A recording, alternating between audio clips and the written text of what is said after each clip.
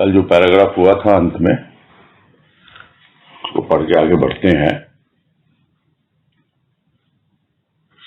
कहा राजमा ने कि धर्म है कि हम श्वास ले रहे हैं, धर्म है कि हम चलते हैं, फिरते हैं, भोजन करते हैं। फिर भी धर्म केवल श्वास लेना ही नहीं, धर्म केवल आहार विहार निद्रा ही नहीं, धर्म कुछ और भी है जो अवर्णनीय है, केवल अनुभव गम्य है। और यही भाव लिया गया था कि प्रत्येक जो भी माना जाता है तत्व होते हैं, उनका भी धर्म होता है। जैसे अग्नि का धर्म है जला देना, भस्मीभूत कर देना, वायु का धर्म है प्रवाहित होना, उसी प्रकार सबका धर्म है। आकाश का धर्म सबको छाया देना। तो यहाँ लोग अगर यही मान बैठे कि भाई हम श्वास ले रहे हैं, यानी वायु आ रही है और जा रही है, और हम वायु को प्रवाहित होने के लिए, अपना धर्म पालन करने के लिए हम स्थान दे रहे हैं, तो हम यही सोच लेते हैं कि हम श्वास ले रहे हैं, हम धर्म का पालन कर रहे हैं। हम ये सोच लेते हैं हम चलते हैं, फिरते हैं, भोजन करते हैं, वो भी धर्म है, क्योंकि जो अग्नि तत्व तो हमारे भीतर है, उसी के आधार पर ही तो हमारा जीवन चलता है। तो यही समझा रहे हैं कि धर्म केवल श्वास लेना नहीं है, धर्म केवल खाना पीना, घूमना फिरना, सोना जागना, यही सिर्फ धर्म नहीं है। इसके अलावा भी कुछ और है धर्म। और वो धर्म क्या होता है उसको कोई बता नहीं सकता है, हाँ, उसको अनुभव किया जा सकता है। जिसकी बात पहले भी आई कि वो है सत्य। सत्य को बतलाया नहीं जा सकता, वर्णन नहीं किया जा सकता, हाँ, उसको अनुभव किया जा सकता है, अनुभव के द्वारा जाना जा सकता है। तो जानना ज्यादा आवश्यक है। हम उसका वर्णन कर पाए या न कर पाए, यह उतना महत्वपूर्ण नहीं है। आज कह रहे हैं धर्म को सीमाबद्ध करना धृष्टता होगी प्राणी की। अल्पांश को ही यदि धर्म मान लिया तो वह धर्म नहीं। सागर को सीमाबद्ध करने की क्षमता किसमें है? एक लोटा, एक चुल्लू जल ही सागर नहीं, सागर विराट है। कोई भी कहीं से भी अंजलि भरकर उसका आस्वादन कर सकता है। एक बूंद जल से भी सागर के स्वाद का पता लग सकता है। एक छोटे से भी साधक का अर्थ प्यास बुझाना है, सागर नापना नहीं। साधक का ध्येय स्वाद लेना है, परीक्षण नहीं। सत्य जो भी हो, जितना भी साधक के अनुभव में आया है, वही उसे अपनी ओर अधिक और अधिक आकर्षित करता है।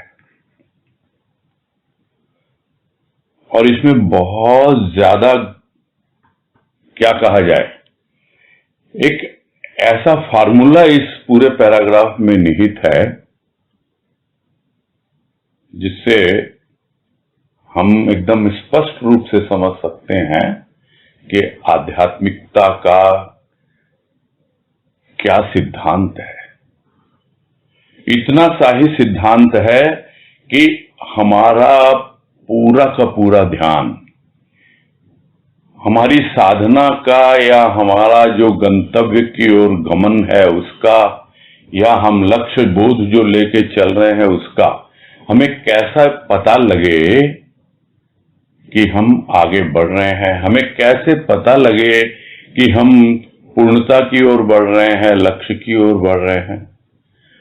इसका पूरा इसमें समझाया हुआ है दूसरे ढंग से, और वो हमें समझ में आ जाए तो बात बिल्कुल स्पष्ट हो जाती है, और हम हमेशा के लिए, जिसे कहते हैं, भ्रांति से दूर हो जाए या भ्रांति हमसे दूर हो जाए।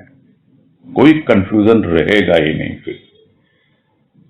तो सर्वप्रथम तो हम यह समझ लें कि धर्म जो है वो कोई सीमित नहीं है, किसी व्यक्ति विशेष में या किसी स्थान विशेष में या फिर कहीं पर भी कि भाई राम जो है वो अयोध्या में ही है, ये सीमित करना है धर्म को। वो तो अवतारी राम, उसका जन्म हुआ अयोध्या में, उसके शरीर का जन्म हुआ, और फिर हम सीमाबद्ध कर देते हैं और हम समझ लेते हैं हम तो धार्मिक हैं। तो इस प्रकार धर्म को सीमित करना या सीमा में बांध देना, यह तो धृष्टता होगी प्राणी की, यानी जानबूझकर किया गया अपराध, यह होती है धृष्टता। बोलेगा हम तो जानते ही नहीं जी। अरे आप जानते नहीं तो पूछो किसी से कि धर्म क्या होता है। जो बतलाया जा रहा है उसको समझो कि धर्म क्या होता है। और आप यदि उसको सीमित कर दें, सोच लें कि बस मैंने जो जाना है, मैंने जो समझा है, जिस राह पे मैं चल रहा हूं वही धर्म है, वो तो उस धर्म का एक छोटा सा अंग है, एक छोटा सा हिस्सा है वो। और उसी को यदि आप पूरी तरह धर्म मान लें तो वो धर्म नहीं है। आप क्या समझना है, उदाहरण दे रहे हैं अब सागर का। तो सागर तो असीम है, फैला हुआ है चारों तरफ, तो उसको सीमित करने की क्षमता है किसी में भी नहीं है। और यदि किसी ने एक लोटा जल ले लिया उस सागर में से, या एक चुल्लू जल उस सागर में से निकाल लिया, तो क्या फिर वो यह समझ ले कि मैंने सागर को जान लिया? वो सागर नहीं है। सागर तो कितना व्यापक है, एक छोटे से आकार में सीमित होने वाला नहीं है सागर।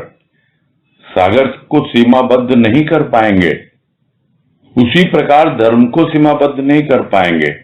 आप तो एक चुल्लू, एक लोटे के समान थोड़ा सा धर्म का रूप समझ रहे हैं, किंतु धर्म बहुत व्यापक है, असीम है, विराट है, जिस तरह सागर विराट है।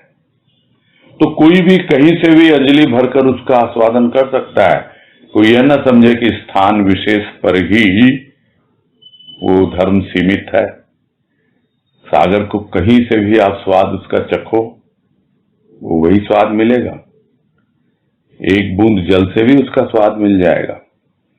तो यहां तात्पर्य क्या है कि आपको सागर की जो क्वालिटी है, उसकी जो गुणात्मकता है, उसको समझना है कि सागर में क्या गुण है। और वो गुण जो है वो एक बूंद जल से भी पता लग सकता है। स्वाद क्या है उस सागर के जल का, वही तो उसका गुण है, उसे पता लग जाता है। तो छोटे से छोटा साधक भी हो, वो तो एक बूंद से भी अपनी प्यास बुझा सकता है, क्योंकि उसका लक्ष्य तो यही है कि मेरी प्यास बुझ जाए। और जितनी हमारी पात्रता है, पात्रता यानी हो सकता है चुल्लू भर हो सकता है लोटा भर हो, बाल्टी भर हो, किंतु सागर तो इतना बड़ा है। किंतु जब हम अपनी प्यास को बुझा हुआ पाते हैं एक बूंद से भी, तो भी हमें पता लग जाता है सागर का। और इसको कई बार सुना होगा हमने चर्चा में आपस में कि भक्त की क्या पहचान होती है। भक्त की पहचान होती है प्यास तो हो सागर जैसी, यानी सागर के लिए, और तृप्ति हो एक बूंद से। ये होती है भक्त की पहचान। क्योंकि उसका लक्ष्य सागर को नापना नहीं है। पूरा सागर तो पी ही नहीं पाएगा वो, किंतु वो एक बूंद में भी उस पूर्णता का बोध पा सकता है। और वही समझा रहे हैं यहां पर राजमा कि उसका क्या है उद्देश्य। उसका उद्देश्य अपनी प्यास बुझाना है। उसकी साधना का अर्थ यही है कि मैं अपने भीतर जो गुणात्मकता है उसको बढ़ाऊं, क्वांटिटी को बढ़ा न सोच करके क्वालिटी को बढ़ाऊं। सागर नापना नहीं है कि कितना बड़ा सागर है, कितना गहरा सागर है, कितना व्यापक है, वो नापना नहीं है। वो उसका काम नहीं है साधक का। साधक का काम तो अपनी प्यास बुझाना है, और वो प्यास बुझती है गुणात्मकता से, उसकी क्वालिटी से। तो जो प्रेम और भाव थोड़ा सा भी हमें अनुभव में आ रहा है, और उसके साथ जो भी हमें सत्य की अनुभूति होती है, या अगर पहचान नहीं है सत्य की, तो इसलिए बार बार यहाँ राजमा आनंद की बातें उसके पैरेलल में कर रही है, यानी साथ साथ कर रही हैं। तो थोड़ी बहुत आनंद की अनुभूति तो होगी जरूर उस प्रेम और भाव के माध्यम से। तो वो एक बूंद के समान हो सकता है, उस वक्त प्यास बुझी, किंतु जब उसकी क्वालिटी और इंप्रूव होगी, यानी उसमें गुणात्मक परिवर्तन होगा, और ज्यादा वो भाव गंभीर होगा, गहन होगा, प्रगाढ़ होगा, तब हमें समझ में आएगा कि हाँ भाई, अब हम अपने साध्य की ओर बढ़ रहे हैं। तो साधक प्यास बुझाता जाता है और जीवन उसका आगे बढ़ता जाता है।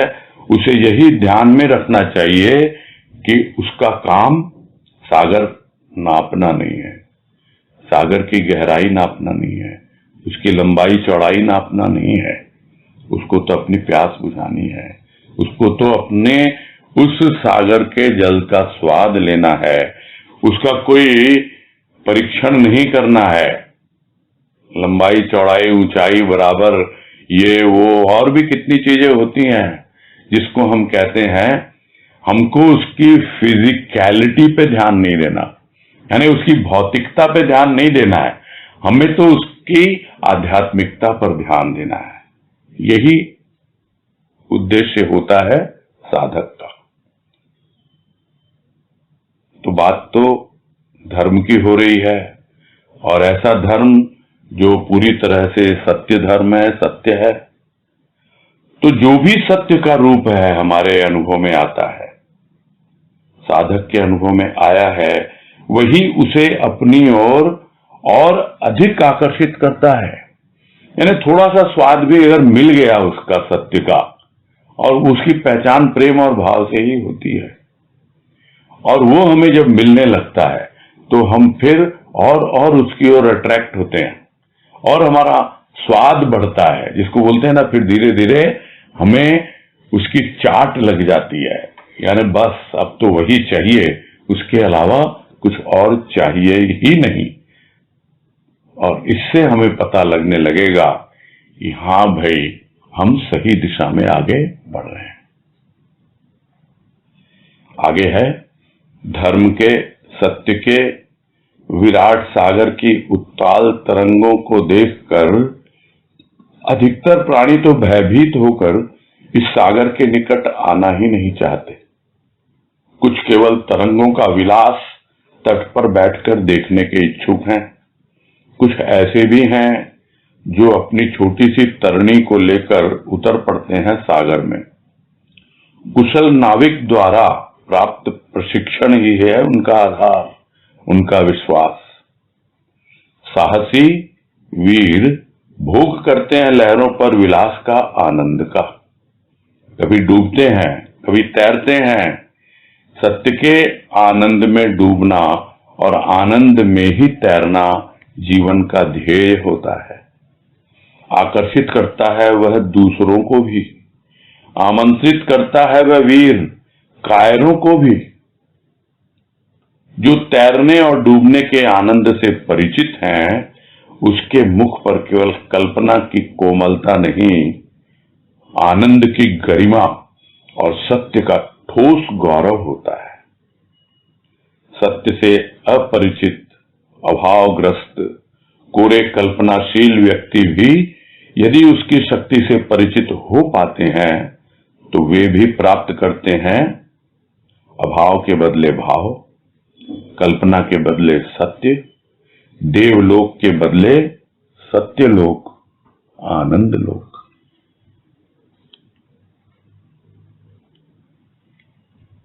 और उसके आगे की क्या अवस्था बननी चाहिए या बनती है, वो अपने अनुभव के आधार पे यहां व्यक्त किया है राजमा ने, कि धर्म के और सत्य के,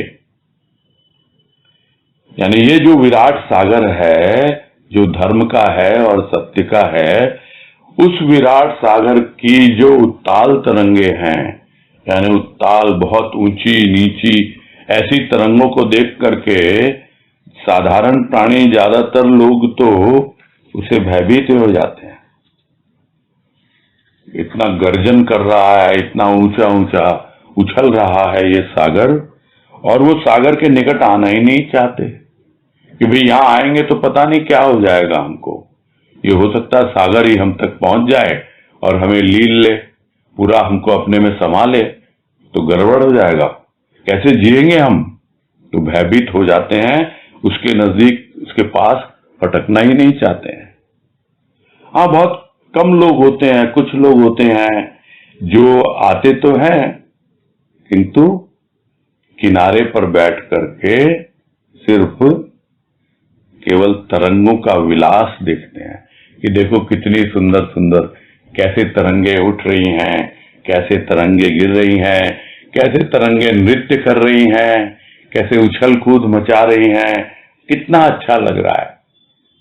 बस इसी में सोच लेते हैं कि हाँ भाई, हम तो धर्म को समझ गए, हम तो सत्य को समझ गए, हम तो पूरा धर्म को फॉलो करते हैं, हम तो आगे बढ़ रहे हैं उस पर।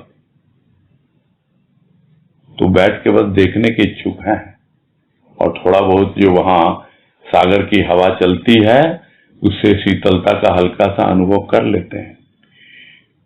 किंतु जो प्राणी सागर में डुबकी लगाएगा, क्या उसकी शीतलता का कोई अंदाजा कर सकता है? उसके लिए क्या चाहिए? कुछ गिने चुने लोग होते हैं जो ऐसे भी होते हैं, जो ध्यान ही नहीं देते। वो अपनी छोटी सी जिंदगी है, पता है, तो जीवन की जो नैया है, जीवन की छोटी सी तरणी को लेकर के वो उतर पड़ते हैं सागर में। बिल्कुल भयभीत नहीं होते वो। क्यों नहीं होते? क्योंकि कुशल नाविक के द्वारा उनको प्रशिक्षण प्राप्त है। यानी उन्होंने सीख लिया है कि मेरा छोटा सा जीवन है और ये भव सागर है, और ये भव सागर कोई ऐसा सागर नहीं है, ये पूरी तरह धर्म और सत्य से भरा हुआ है। और वो चल पड़ते हैं अपने जीवन को किसके द्वारा प्रशिक्षण लेकर? कुशल नाविक के द्वारा, जिसने नौका चलाई है, इस भवसागर को पार किया है, जीते जी पार किया है, उससे प्रशिक्षण लेकर वो आगे बढ़ते हैं, और वही उनका आधार होता है। और उन्हें अपने आप पर भी विश्वास होता है, और उस कुशल नाविक जिससे उन्होंने प्रशिक्षण लिया है उससे भी, उस पर भी विश्वास होता है। तो कहना ना होगा कि ये नाविक कौन है, हम सब समझ रहे हैं कौन हमें जीवन नैया तैरना सिखाता है। देखो, भक्त में और ज्ञानी में यहां एक बहुत बड़ा अंतर हमें समझना चाहिए। भक्त करता क्या है? वो नाव में बैठ जाता है और उस नाविक से प्रशिक्षण नहीं चाहता। वो तो बोलता है, तू ले चल भुलावा देकर मेरे नाविक धीरे धीरे। जो कविता की लाइन पहले भी हम आपस में पढ़ चुके हैं, सुन चुके हैं, कि वो उस पार चला जाना चाहता है। वो उसको न तो नाव चलानी सीखनी है और न ही उसको तैरना सीखना है। वो तो बस नाव में बैठ गया। ये भक्ति का रूप होता है। ज्ञान का रूप होता है कि उसने प्रशिक्षण लिया है उस नाविक के द्वारा, और वो निकल पड़ता है अपनी छोटी सी जीवन की नैया को लेकर के इस सागर में, धर्म और सत्य के विराट सागर में उसकी खोज में कि मुझे आगे बढ़ना है। वो तैरना भी सीखता है, वो डूबना उतराना भी सकता है, सब कुछ सीखता है वो। तो ऐसे ही लोग होते हैं जिनके पास आधार भी है, विश्वास भी है, और वही साहसी वीर कहलाते हैं। ऐसे साहसी वीर उपभोग करते हैं, आनंद उठाते हैं उस लहरों पर विलास का। हर किसी के वश की बात नहीं है कि उस सागर की लहरों पर उसका घूमना फिरना, कुछ तो देखकर ही विलास उठा रहे हैं, किनारे बैठ गए और बस ठीक है, उसका विलास देख रहे हैं तट पर बैठकर। लेकिन कुछ हैं जो उतर जाते हैं अपनी छोटी सी तरणी को लेकर, और फिर उसका आनंद कुछ और ही होता है। तो लहरों पर विलास का और आनंद का, दोनों का रूप बदल जाता है। कभी डूबते हैं, कभी तैरते हैं, चलता रहता है। यहां डूबने से मतलब डूब मरने से नहीं है, यहां डूबने से मतलब डुबकी लगाने से है, जिसको अंग्रेजी में कहते हैं डाइव करते हैं भीतर, डाइविंग। ड्राउनिंग नहीं है, डूब जाना, ड्राउंड हो गया है तो डूब गया, वो नहीं है। यहां डूबना मतलब डाइव करता है, वो अंदर डुबकी लगाता है, कभी फिर बाहर आता है, कभी तैरता है। बस इस तरह वो आनंद उठाता है उसका। और सत्य के आनंद में डूबना और आनंद में ही तैरना जीवन का ध्येय होता है। यही जीवन का ध्येय होता है उस साधक का, उस साहसी वीर का, कि सत्य है, सत्य का आनंद है, ये सत्य का धर्म का सागर है, और उसमें कितना आनंद आ रहा है वो सत्य का ही आनंद है, कोई और आनंद नहीं है। उसी में डूबना, उसमें आनंद मनाना, उसमें तैरना, यही उनके जीवन का ध्येय होता है। और इतना ही नहीं, उसे इतना अच्छा लगता है वो दूसरों को भी आमंत्रित करता है कि आके देखो, और अपने खुद के जीवन के द्वारा आकर्षित भी करता है। अपने आप लोगों को आकर्षण होता है कि देखो यह भी तो वैसे ही गृहस्थ में रह रहा है और उसी तरह अपना जीवन यापन कर रहा है। तो लोग आकर्षित भी होते हैं उसकी ओर, और वो आमंत्रित भी करता है वो वीर कि क्या तुम हाथ पे हाथ रख के बैठे हो, क्या कायरों की तरह अपना जीवन बिता रहे हो, डर डर के जी रहे हो, यह भी कोई जीवन है? आओ चलो, मैं तुम्हें सिखाता हूं। मुझे सिखाने वाले ने सिखाया कि किस तरह है ये छोटी सी जीवन की नाव को इस सत्य के और धर्म के विराट सागर में आगे बढ़ाया जाता है। मैं भी तुम्हें सिखाता हूं, और इस प्रकार आमंत्रण देता है, क्या तुम छुप के बैठे हुए हो? जिसके लिए जीवन मिला है तुम्हें, यह मानव जन्म मिला है, उसको सार्थक करो। तो जो तैरने और डूबने के आनंद से परिचित है, देखते ही पता लग जाता है कि किस प्रकार वो आकर्षित करता है। इस प्रकार आकर्षित करता है कि उसके मुख पर कल्पना की कोमलता नहीं है, यानी उसने कोई ऊपर से कोई मेकअप नहीं किया हुआ है, कोई आर्टिफिशियल ऊपर में कुछ भी लगा नहीं रखा है। कल्पना क्या है? आर्टिफिशियल मेकअप है। उसके तो भीतर की है वो गरिमा, वो आनंद की गरिमा है। गरिमा है यानी उसकी महिमा है, उसके भीतर वो प्रकट हो रही है उसके मुख से, और सत्य का ठोस गौरव है। यानी इतना ज्यादा उसके चेहरे पर वो चमक दिखलाई देती है, इतना अपने आप दैदीप्यमान है उसका चेहरा, वो गौरव दिखलाई पड़ता है सत्य का। तो उसकी महिमा है, उसका गौरव है, वो उसके चेहरे से प्रकट होता है। यानी भीतर जो भाव है उसके, वो उसके चेहरे पे आ जाता है। और जो कल्पना में रहता है वो उस तरह का आता नहीं है, लेकिन बस वो अपनी कोमलता दिखाता है कि हाँ भाई मैं तो कुछ भी नहीं जानता हूं, कल्पना करता हूं अपना। वैसा नहीं है, वो तो बिल्कुल ठोस है, ठोस यानी कोई वो नहीं है जिसको कहा जाता है, जो पहले भी बात हुई कि आनंद घन के हृदय में जो आनंद की अनुभूति है वो उसके चेहरे से प्रकट होती है, और वो आनंद घन, घन यानी जिसमें आनंद ठूस ठूस के भरा हुआ है, पूरी तरह ठोस है वो। तो वो जो सत्य का ठोस गौरव है उसके मुख पर, और सत्य से अपरिचित अभावग्रस्त कोरे कल्पनाशील व्यक्ति भी यदि बाई चांस उसकी शक्ति से परिचित हो जाते हैं, हो पाते हैं, तो उनका भी जीवन बदल जाता है। तो सिर्फ परिचित होने से ही नहीं होगा, संपर्क में रहना होगा। मन में चाह होती है तब कोई मिलता है, और जब कोई मिलता है तो हम उसकी सुनते हैं, बातें करते हैं, फिर और चाव बढ़ता है। तो इस प्रकार जब हम संपर्क में रहते हैं तो अपने आप ही हम अपने जीवन में परिवर्तन पाते हैं। तो यही है कि जो भी मानव सत्य से अपरिचित है और अभाव से ग्रसित है और पूरी तरह से सिर्फ कल्पनाशील जीवन जी रहा है, कल्पना में ही जी रहा है, सत्य की उसे जरा भी अनुभूति नहीं है, वो धर्म को ही नहीं समझ पाता, वो देवलोक के ही ख्वाब देखता रहता है, पाप और पुण्य के खेल में उलझा रहता है।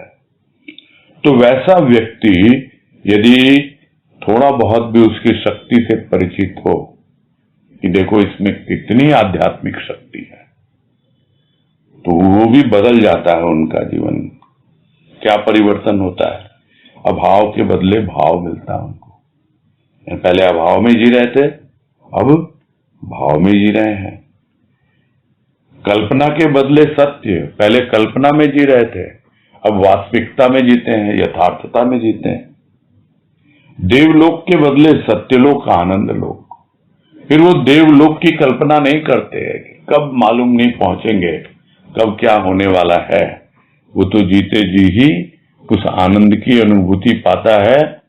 भले ही कहने को लोग कह दें कि है स्वर्ग इसी भू पर, आनंद यहीं पाए, तो वो कहाँ है वो लोक? वो लोक तो हमारे अंतर लोक है, हमारा भीतर का लोक। वहीं पे सत्य है, वहीं पे आनंद है, इसी भू पर, यानी इस हृदय की भूमि पर ही वो स्वर्ग लोक। क्योंकि स्वर्ग नाम से हम हमेशा कल्पना करते रहे हैं, इसलिए उसे ही इंगित करता है भक्त, और नहीं तो वो है सत्यलोक, आनंद लोक। आगे है सत्य का संबंध संत से। संत का संबंध सत्य से जोड़ा गया है।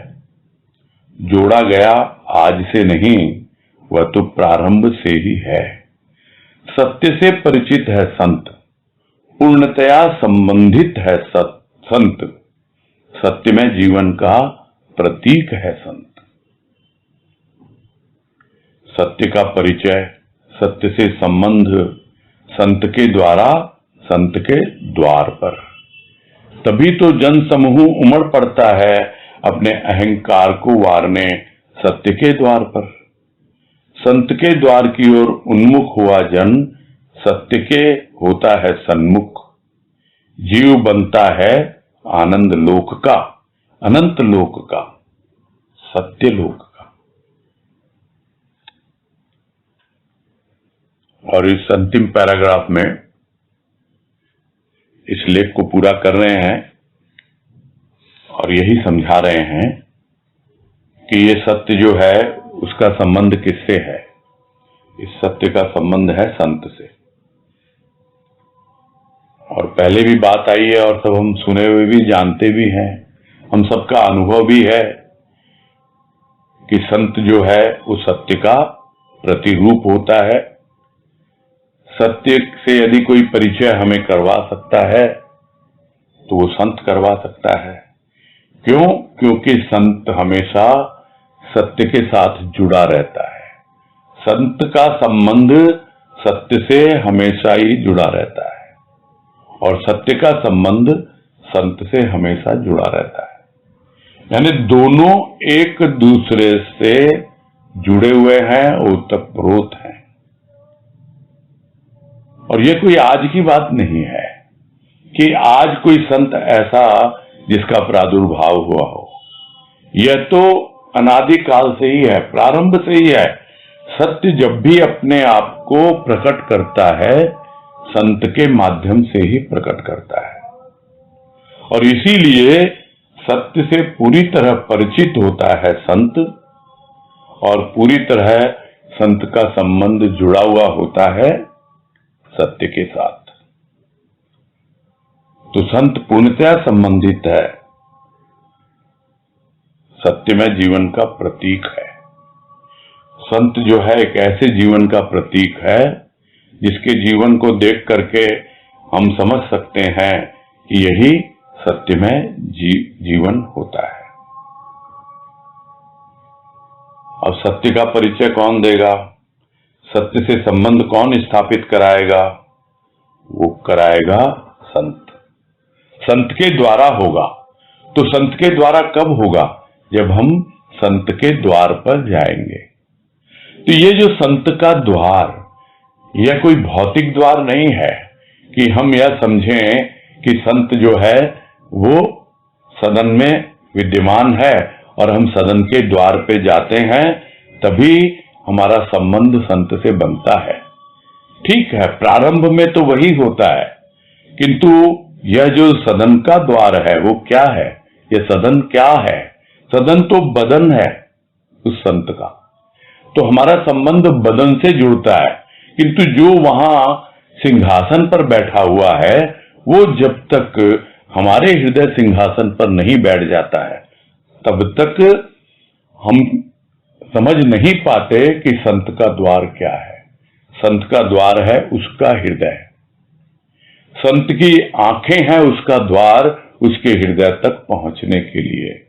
तब जब हम उसकी आंखों में देखेंगे तब हम उसके हृदय तक पहुंच पाएंगे, जिसको गुरुदेव कहते हैं मेरी आंखों में देख। यानी ये आंखें उसका द्वार है। उन आंखों में देखकर हम उसके हृदय तक पहुंच सकते हैं, हम संत तक पहुंच सकते हैं। और फिर संत के द्वारा यानी फिर संत अपने हृदय को हमारे हृदय से जोड़ता है और उसके द्वारा हम सत्य का परिचय प्राप्त करने लगते हैं। और जिसे भी थोड़ी बहुत ऐसी अनुभूति होती है वो देख पाता है, समझ पाता है कि पूरा का पूरा जन समूह उमड़ पड़ता है, क्योंकि और कोई ऐसा स्थान नहीं है जहां पर अपने अहंकार का विसर्जन किया जा सके। और जगह विसर्जन करने जाता है तो देखता अरे यह तो स्वयं ही अहंकार में दिखलाई पड़ रहा है, यह तो छोटी छोटी बातों पे ऐसे ही अहंकार प्रदर्शन करता है, क्रोधित हो जाता है। वहां क्या अहंकार अपना वारेगा वो? किंतु संत को देखता है कितनी शांति है इसके मुख पर, सत्य का गौरव छलक रहा है उसके मुख से। तो अपने आप ही जनसमूह उमड़ पड़ता है अपने अहंकार को वारने के लिए उस संत के द्वार पर, यानी उसके हृदय में समाने के लिए और उसके हृदय को अपने हृदय में समाने के लिए। यानी जितना कुछ भी है उसको उड़ेल दे, हमारा भी अंतःकरण खाली हो जाए और जो संत के अंतःकरण में है वो हम में समा जाए। तो यही है उसके साथ संबंध जोड़ना, सत्य के साथ जोड़ना और संत के साथ जोड़ना। तो संत के द्वार की ओर उन्मुख होता है जन। तो जब साधारण जन उसकी ओर चल पड़ता है, उन्मुख होना यानी आगे बढ़ जाना, सन्मुख होना मतलब सामने आ गया। फिर तो जब संत के द्वार की ओर उन्मुख होता है यानी उस ओर बढ़ जाता है तो अपने आप ही सत्य उसके सन्मुख हो जाता है, यानी सामने प्रकट हो जाता है। और फिर वो जीव, भले ही जीव है क्योंकि उसका अभी जीवन बाकी है, किंतु वो कहां का जीव बनता है? वो जीव बनता है आनंद लोक का, अनंत लोक का, सत्य लोक का। वो किसी देव लोक का, स्वर्ग लोक का जीव बनने की इच्छा नहीं रखता। वो तो आनंद लोक, सत्य लोक का ही जीव बनकर अपना जीवन व्यतीत करता है। तो ये लेख इसके साथ पूरा होता है। आगे कुछ वाणी है, उसको अभी नहीं ले रहे हैं, हमारा फोकस तो लेखों पर है। तो अगला लेख लेते हैं जो इस पुस्तक के पेज नंबर 10 पे है, और इसका शीर्षक है जीवन प्रभात। तो इससे समझ में आ रहा है कि एक जीवन होता है स्थूल का जीवन, भौतिक जीवन। उसमें प्रभात होती है कब? जब सूर्योदय होता है। और यह जो सूर्य है यह भी भौतिक है। तो भौतिक सूर्य जो है वो भौतिक प्रभात ही ला सकता है।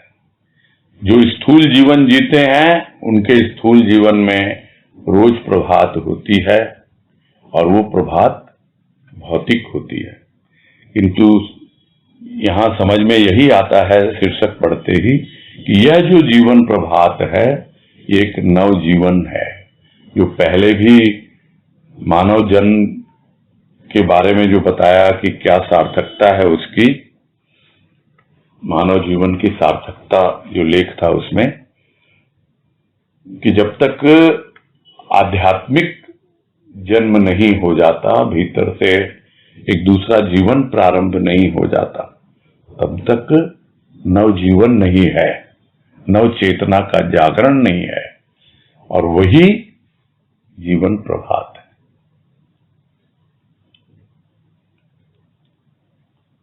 तो शुरू करते हैं।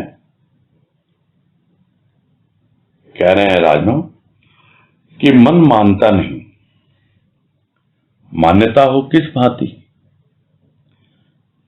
मन को मनाया, मन माना, फिर भी न हुआ नमित, मान्यता थोथी। प्रथम झलक में ही मन हुआ नम, अहंकार को परित्याग कर।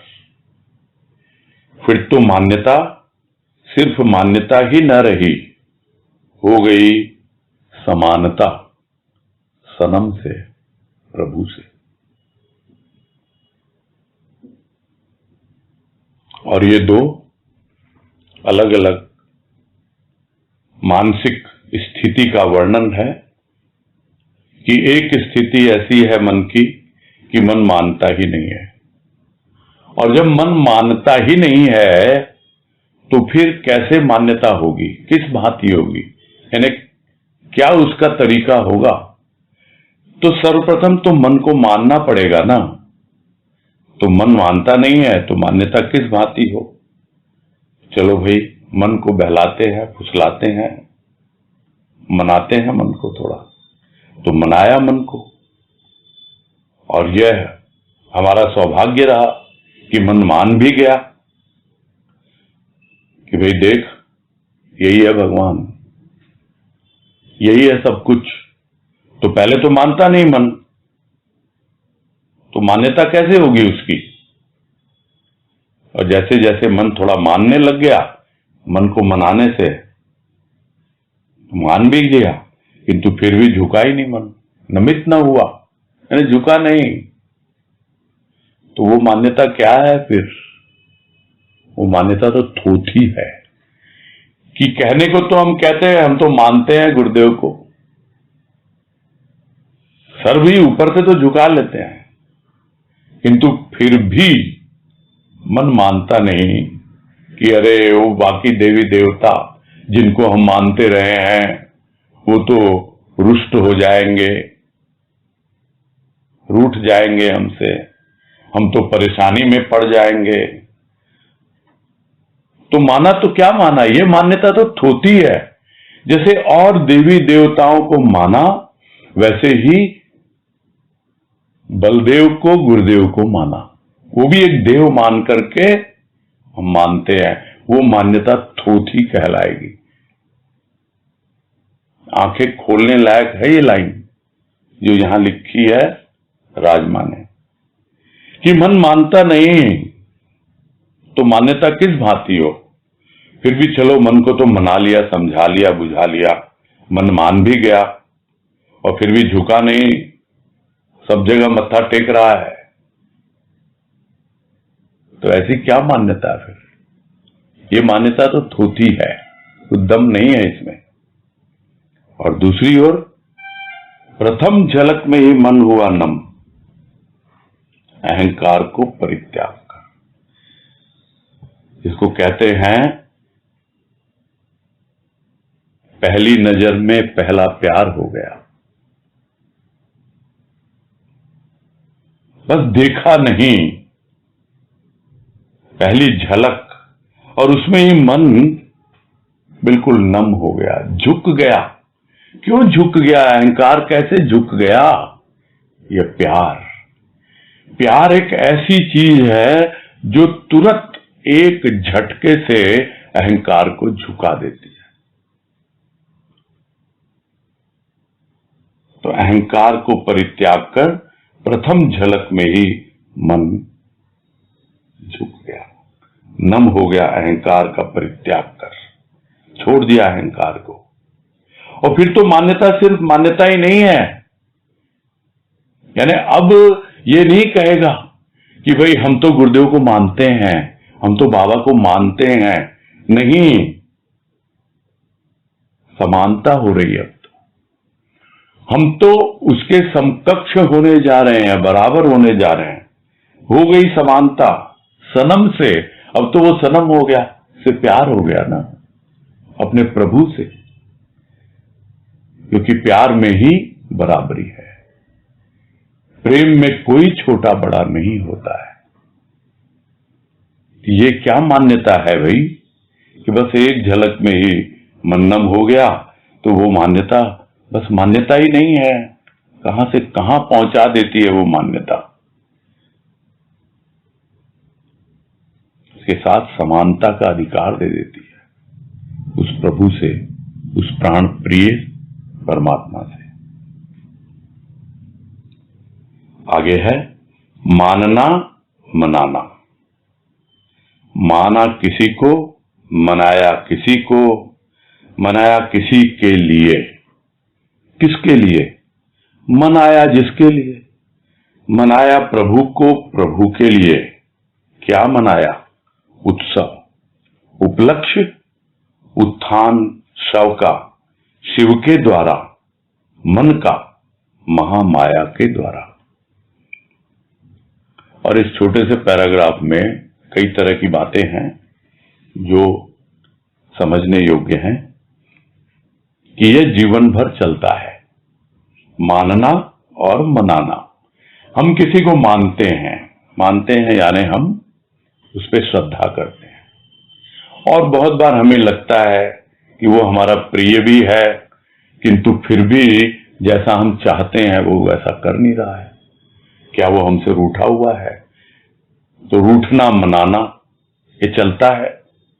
तो जब हमने माना किसी को और वो हमारा प्रिय हो गया और हमारी मनमानी नहीं होती है, हमारी मनचाही नहीं होती है, तो हम उसको मनाने की कोशिश करते हैं कि भाई नहीं हुआ, चलो उसका मनुहार करते हैं, उसको रिझाते हैं, उसको मनाते हैं।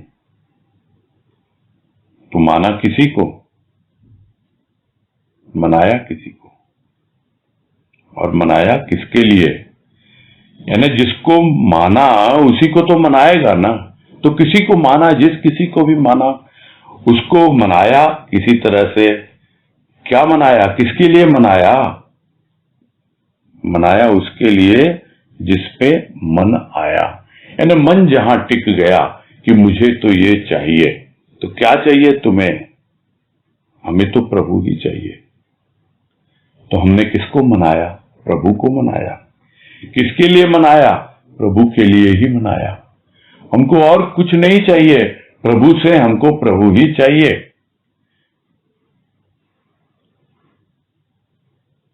जिस दिन भक्त कह देता है, जो वाणी भी है गुरुदेव की, मुझे वस्तु नहीं बस तू चाहिए, जबकि भगवान पहले कहता है कि तू इतनी वस्तुएं मुझे अर्पित करता है, मुझे ये सब नहीं चाहिए, मुझे तो बस तू चाहिए।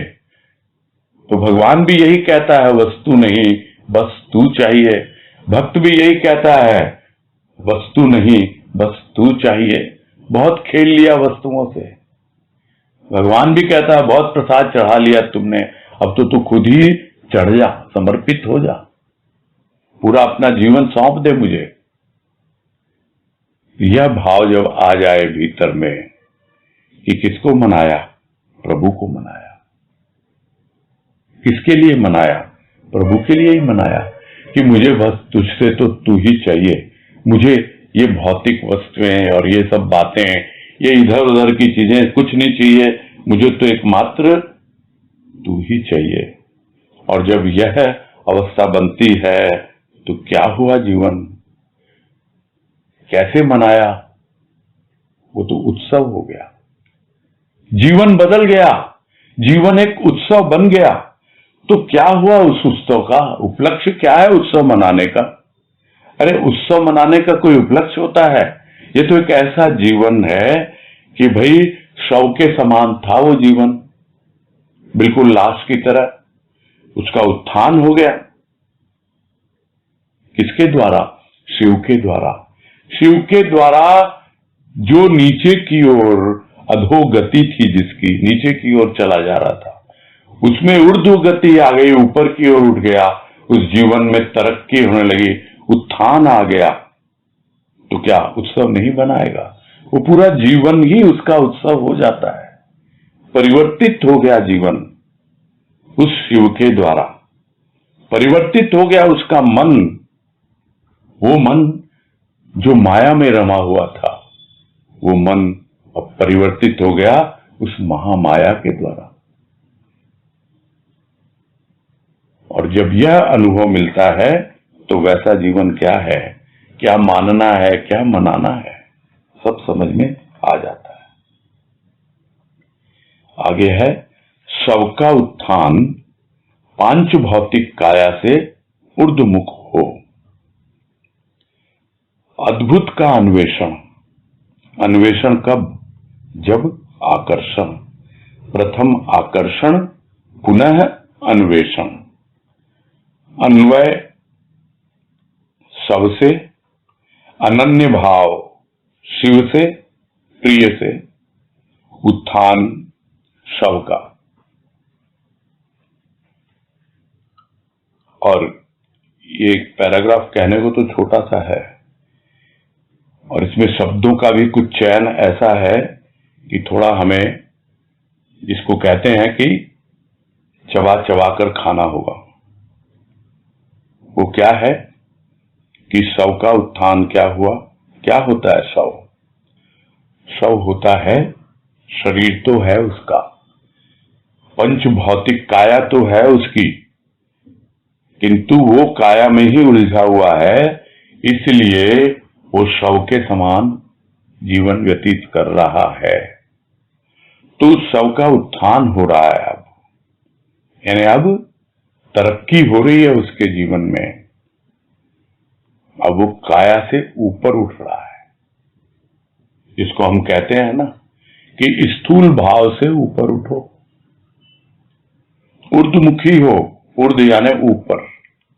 तो वो ऊर्ध्वमुखी हो जाता है, उस शव का फिर उत्थान होने लगता है, यानी उसकी यात्रा शव से शिव की ओर होती है और शिव के द्वारा ही होती है। तो वो शिव है क्या? वो तो अद्भुत है। भले ही उसके कितने ही गण हों भूत के रूप में,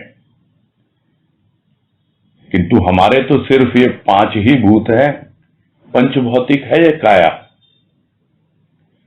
और हम उस अद्भुत जो है शिव, उसका फिर हम अन्वेषण करते हैं, यानी उसकी खोज करते हैं। किंतु वो खोज वास्तव में कब प्रारंभ होती है?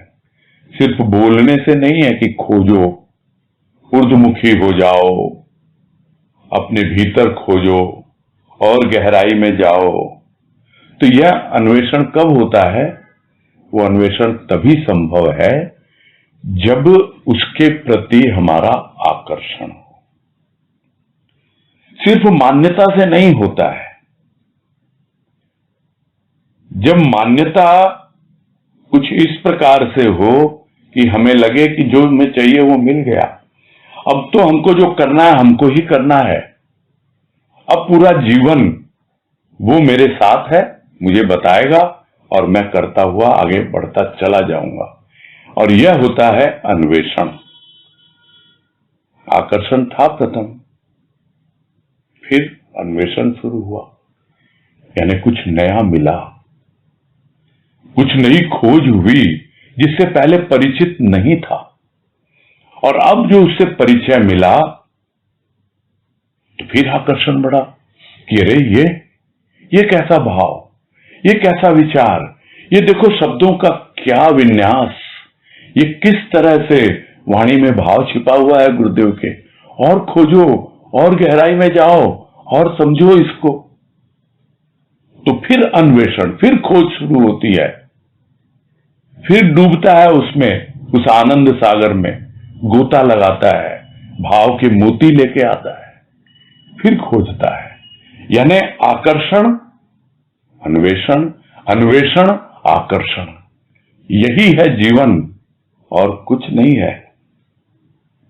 और फिर जो कुछ भी अन्वय है वो शव से है, यानी थोड़ा बहुत तो जुड़ा हुआ है ही ना। दो चीजें हैं, एक है शव और एक है शिव। समन्वय करना बड़ा कठिन है कि दोनों को आप बराबर साध लो, बस जुड़े हुए हैं शरीर से, इतना ही भाव रहे हमारा। समन्वय में तो बराबरी होती है, सम अन्वय, किंतु यहां हम समन्वय नहीं कर रहे हैं। हम जिस दिशा में आगे बढ़ना है उस दिशा में बढ़ रहे हैं। और इसको हम दूसरे ढंग से बहुत अच्छी तरह समझ सकते हैं। और वो क्या है? समन्वय की अंग्रेजी क्या होती है? कोऑर्डिनेट। कोऑर्डिनेट शब्द, जो थोड़ा बहुत भी मैथमेटिक्स की नॉलेज रखते हैं, उसमें एक ज्योमेट्री का प्रकार होता है, उसे कहते हैं कोऑर्डिनेट ज्योमेट्री। और कोऑर्डिनेट ज्योमेट्री जो होती है उसकी दो ऑर्डिनेट्स होती हैं, एक्सिस होती हैं, एक एक्स कोऑर्डिनेट, एक वाई कोऑर्डिनेट।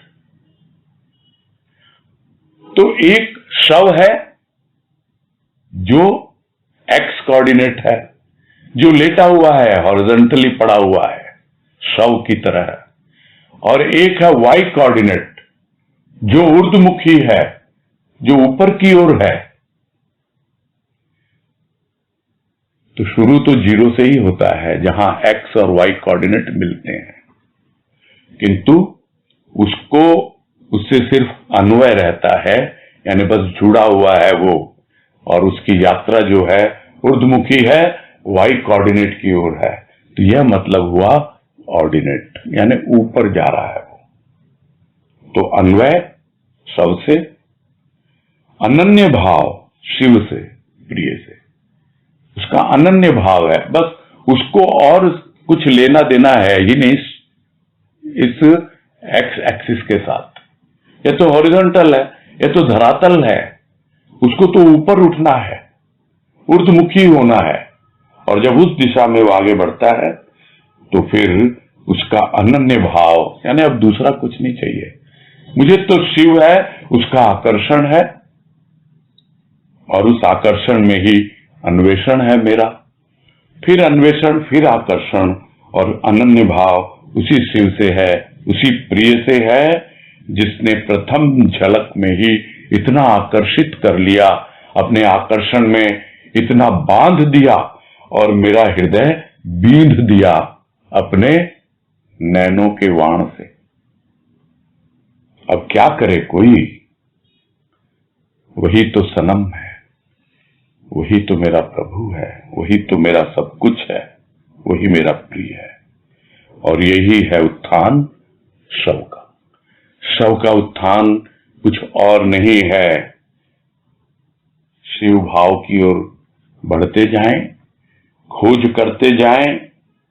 बस इस भाव को लेकर जब जीवन जीता है तब जीवन एक नई दिशा की ओर बढ़ता है और उसकी दशा बदलती है।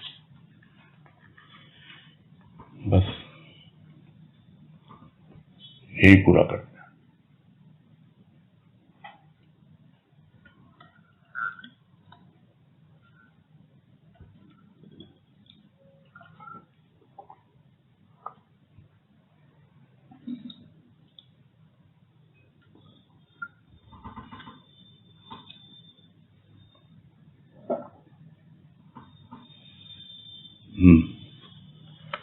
अनीता तुलसियान,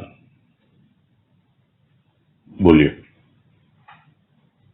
सलाम भैया। हाँ नमस्कार, बोलिए। हाँ भैया, ये जो सेकंड अभी शुरू किए जीवन प्रवास, हाँ सेकंड पैराग्राफ के लास्ट लाइन, उत्थान शव का शिव के द्वारा, मन का महामाया के द्वारा। तो मन का महामाया के द्वारा, तो वो महामाया यानी महामाया माने वो माया जो संचालित है महान के द्वारा, ब्रह्म के द्वारा। यूं तो पूरी माया ब्रह्म की ही है, उस परमात्मा की ही है। महामाया जो है वो कहा जाता है जो उसका रूप ही अलग होता है। यानी मन जो है वो तो रहेगा किंतु महामाया में रहेगा, यानी उसके विचार बिल्कुल बदल चुके हैं। तो उसका संचालन मन का होता है उस महामाया के द्वारा। यानी क्या बोलूं मैं उसको, माया का जो ओरिजिन है वही है महामाया, और माया का ओरिजिन है ब्रह्म। मुझे तो यही भाव समझ में आया। मन में रहती है माया ना, अब उस माया का रूपांतर हो गया, उस शव का रूपांतर हो गया शिव में। तो शव शिव कैसे बन गया? बना नहीं ना, उस यात्रा पे चल रहा है। उसी तरह मन पूरी तरह नहीं, संचालित है वो शिव के द्वारा, और वो खोज में लग गया शिव की। उसी तरह वो मन जो है संचालित है महामाया के द्वारा, उस ब्रह्म के द्वारा, और वो उसकी खोज में लगा हुआ है। अच्छा, मन महामाया का रूप ब्रह्म का रूप लेंगे यानी? महामाया मैं ये भाव ले रहा हूं कि जो माया का ओरिजिन है। हाँ। और माया का जो ओरिजिन है वो क्या है? वो ब्रह्म है। ब्रह्म है। हाँ। शव जो है, ये शरीर क्या है? शव है। इसमें कुछ तो शक्ति है ना। हाँ, वो शक्ति जो है उसका ओरिजिन कहाँ है? शिव में है ना। तो वैसे ही है, शव का ओरिजिन जो है वो शिव है, और शिव के द्वारा ही, उसी की शक्ति के द्वारा ही ये चल रहा है। उसी तरह ब्रह्म की माया के द्वारा ही ये मन संचालित होता है। ये है कहने का तात्पर्य। हाँ, ठीक है भैया। प्रणाम भैया। हाँ, हरिओम। हाँ, राशि अग्रवाल।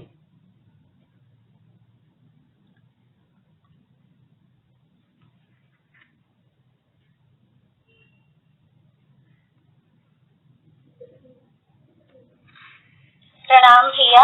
हाँ नमस्कार, बोलिए। भैया, जैसे सुनते हैं उस क्षण को पकड़ लें और उस पर टिक जाए, तो ये कैसे हो? जैसे भैया सुनते हैं कि सत्य की झलक दिखी, तो उस आपसे सुनते हैं और लगता है कि उसको क्षण को पकड़ ले और उस पर टिक जाए जी। तो ये कैसे है? लहरों की तरह से आते जाते रहते हैं। इसीलिए तो बताया ना कि भाई डुबकी लगाना है। लहरें तो सतह पर हैं, गहराई में कहाँ ले रहे हैं। तो सत्य का जो क्षण है, उस क्षण को पकड़ने का मतलब ही यही है कि हम उसमें डूब जाएं, पूरी तरह गहराई में जाएंगे, तब डुबकी लगाएंगे, तब उस क्षण जो है वो हमारा हो जाता है और धीरे धीरे बढ़ती है गहराई में और जाने की।